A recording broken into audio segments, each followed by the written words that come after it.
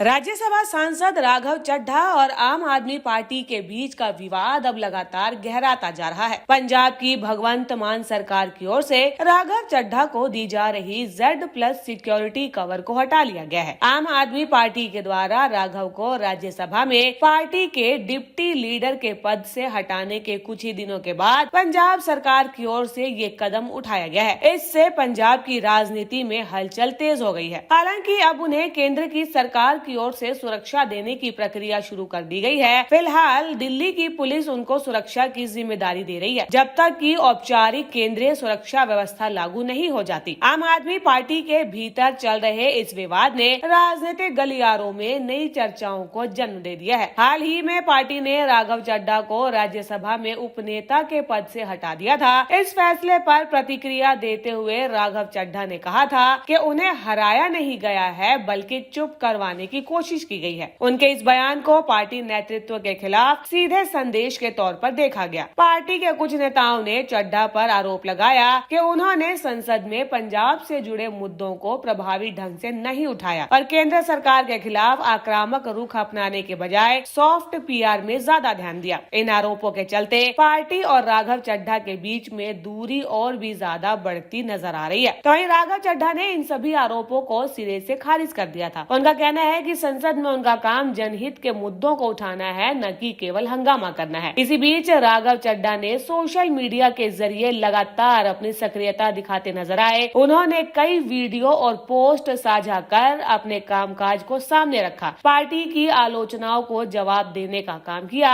हाल ही में उन्होंने एक वीडियो भी शेयर किया था जिसकी काफी चर्चा हुई थी। इसमें सुझाव दिया गया था कि उन्हें अपनी एक अलग राजनीतिक पार्टी बनानी चाहिए और इससे राघव चड्ढा के भविष्य को लेकर अटकलें और भी ज्यादा तेज हो गई। तो वही बात अगर इनके राजनीतिक इतिहास की करें तो एक समय था जब राघव चड्ढा दिल्ली के पूर्व CM अरविंद केजरीवाल के काफी नजदीकी माने जाते थे। आंदोलन के समय से ही दोनों साथ थे। राघव चड्ढा ने आम आदमी पार्टी से अपनी राजनीति शुरू की थी। साल 2015 में उन्हें पार्टी का राष्ट्रीय कोषाध्यक्ष नियुक्त किया गया था। 2019 में दक्षिण दिल्ली से लोकसभा चुनाव लड़े लेकिन हार गए। साल 2020 में राजेंद्र नगर से दिल्ली विधानसभा का चुनाव लड़ा और जीत हासिल की। इसके बाद उन्हें आम आदमी पार्टी का पंजाब प्रभारी बनाया गया। 21 मार्च 2022 को आम आदमी पार्टी की तरफ से उन्हें राज्यसभा के लिए नामित किया गया था। राघव चड्ढा पंजाब से राज्यसभा के सबसे युवा सदस्य हैं। वे पूर्वी दिल्ली जल बोर्ड के उपाध्यक्ष और दिल्ली के राजेंद्र नगर विधानसभा सीट से 2022 तक विधायक भी रह चुके हैं। अब सवाल ये उठता है कि पार्टी के साथ आखिरकार उनकी ये बात बिगड़ कैसे गई। दरअसल दिल्ली के पूर्व CM केजरीवाल और राघव चड्ढा में दूरियां उसी दिन से नजर आने लगी थी जब केजरीवाल जेल में थे और राघव अपनी पत्नी परिणीति के साथ लंदन में घूमते और फोटो शेयर करते हुए नजर आ रहे थे। राघव को लोकसभा चुनाव में भी पंजाब से दूर रखा गया था। औपचारिक तौर पर वे श्री आनंदपुर साहब सीट पर नजर आए थे। राजनीतिक विश्लेषकों का मानना है कि पिछले कुछ समय से राघव चड्ढा पार्टी के अहम मुद्दों पर अपेक्षाकृत शांत नजर आ रहे थे। विपक्ष जहां इसे आम आदमी पार्टी के अंदरूनी मतभेद का संकेत बता रहा है, तो वहीं पार्टी के वरिष्ठ नेता संजय सिंह और नए उपनेता डॉक्टर अशोक कुमार मित्तल ने इसे एक सामान्य संगठनात्मक प्रक्रिया करार दिया है, जिसका मकसद अन्य सांसदों को भी जिम्मेदारी देना है। राजनीतिक विशेषज्ञ ये मानते हैं कि अगर ये विवाद बढ़ता है तो इसका असर पार्टी की छवि और आंतरिक संतुलन दोनों पर पड़ सकता है, खासकर ऐसे समय में जब राष्ट्रीय स्तर पर अपनी पकड़ मजबूत करने की कोशिशें कर रही है। फिलहाल ये स्पष्ट नहीं है कि ये मामला अनुशासन का है या फिर रणनीति का है, लेकिन इतना तो तय है कि राघव चड्ढा और आम आदमी पार्टी के बीच में बढ़ती दूरी ने